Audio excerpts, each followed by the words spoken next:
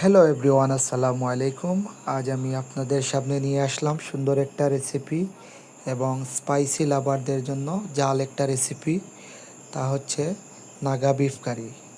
তো নাগা বিফ কারির জন্য আমি এখানে নিয়ে নিলাম 30 কেজির মতো পরিমাণ মাংস বন্ধুরা, এবং চেষ্টা করবেন ফ্রেশ এবং চর্বিযুক্ত মাংস নেওয়ার, যেহেতু আমি এখানে তেল খুব কম ইউজ করব।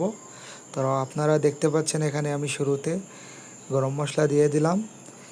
আস্ত গরম মশলার মধ্যে আছে এখানে দারচিনি, এলাচি, লং, গোলমরিচ, তেজপাতা।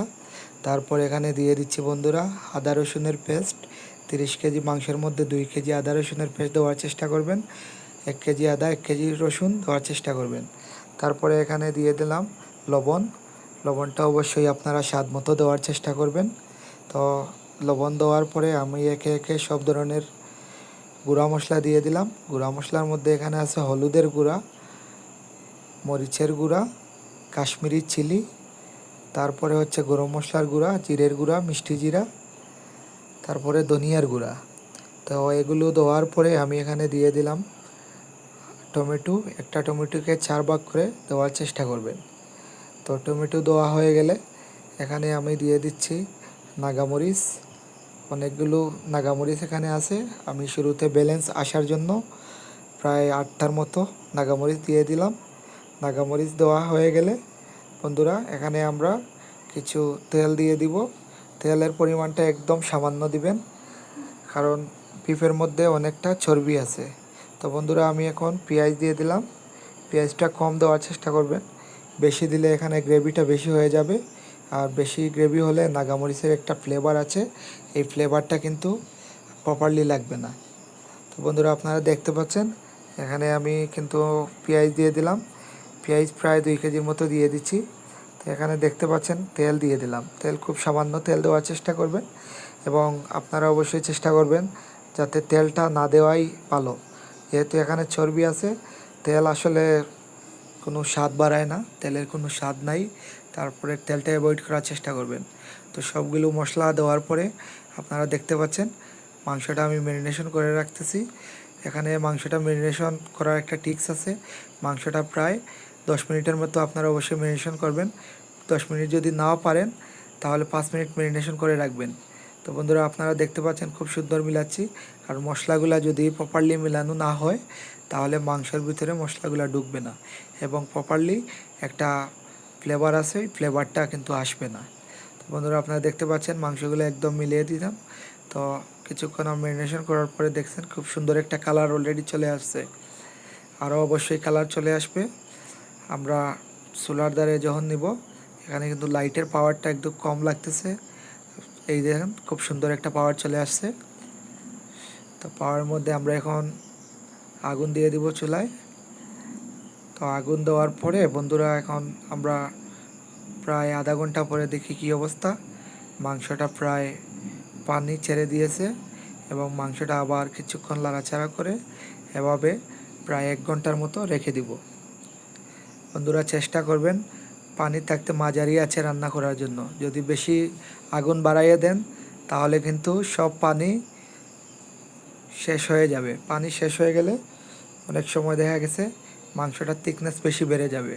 তো বন্ধুরা আপনারা এখানে দেখতে পাচ্ছেন আমি তেল ওঠার পরে কিছু গরম মশলার গুঁড়া এবং জিরার গুঁড়া দিয়ে দিলাম ফ্লেভারের জন্য, এবং সাথে আমি নাগামরিচও দিয়ে দিব। নাগামরিচ দেওয়ার পরে আমি এখানে ফুয়েল পেপার আছে, ফুয়েল পেপার দিয়ে প্রপারলি শিল দেওয়া দিব। এখানে নাগামরিচটা আস্তা দেওয়ার একটা কারণ আছে, কারণ নাগামরিচটা যদি আমি বেটে দেই বা খেটে দেই তাহলে নাগামরিচের যে ফ্লেভারটা আছে ফ্লেভারটা চলে যাবে, কিন্তু জালটা থেকে যাবে। তো আমি এখানে আস্তা নাগামরিচ দিয়ে দিয়েছি, কারণ হচ্ছে এখানে ফ্লেভারটা আস্তে আস্তে ছড়াবে এবং জালটা বেশি হবে না। যে স্পাইসিটা আছে না, স্পাইসিটা বেশি হবে না। তো বন্ধুরা আপনারা দেখতে পাচ্ছেন ফুয়েল পেপার দিয়ে আমি এখানে শিল করে দিলাম। তো শিল করার পরে প্রায় আরও আধা ঘন্টা আমরা রেখে দিব। অলরেডি আধা ঘন্টা হয়ে গেছে, আরও আধা ঘন্টা হয়ে পরে আমরা মাংস দেখব কী অবস্থা। তো এ পর্যন্ত অবশ্যই আপনারা অপেক্ষা করবেন, এবং সুন্দর সুন্দর রেসিপি পাওয়ার জন্য আপনারা আমাকে লাইক, কমেন্ট, শেয়ার করবেন। আমি কিন্তু নতুনভাবে ভিডিও করতেছি, কিন্তু এই রান্নার জগতে বিগত প্রায় 10 বছর যাবৎ আমি এখানে এই রান্না জগতে আছি। তো আপনাদের দোয়ায় আমি অনেক ভালো ভালো রেসিপি আমার কাছে আছে। দেশ বিদেশের অনেক শেফের কাছ থেকে আমি শিখেছি।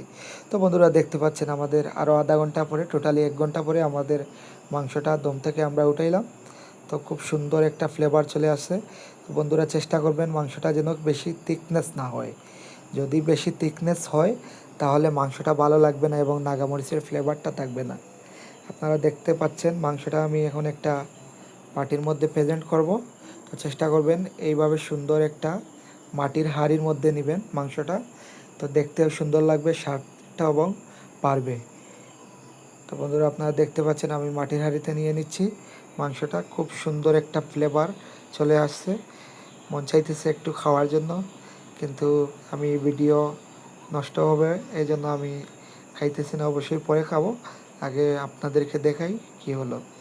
তো চেষ্টা করবেন একদম উপরে একটু তেল দেওয়ার জন্য, তেলটা না দিলে প্রপারলি কালারটা আসবে না।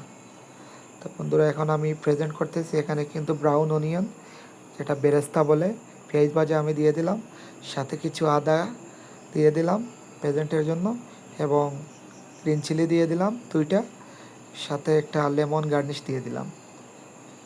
তো আপনারা দেখতে পাচ্ছেন খুব সুন্দর একটা কালার চলে আসছে বন্ধুরা, এবং একদম ঘনও না একদম পাতলাও না। তো বন্ধুরা এটা আমরা ডিনারের জন্য রান্না করেছি, আমাদের গেস্টরা অবশ্যই এনজয় করবেন এবং আপনারা অবশ্যই লাইক কমেন্ট শেয়ার দিবেন, আমাকে উৎসাহিত করবেন।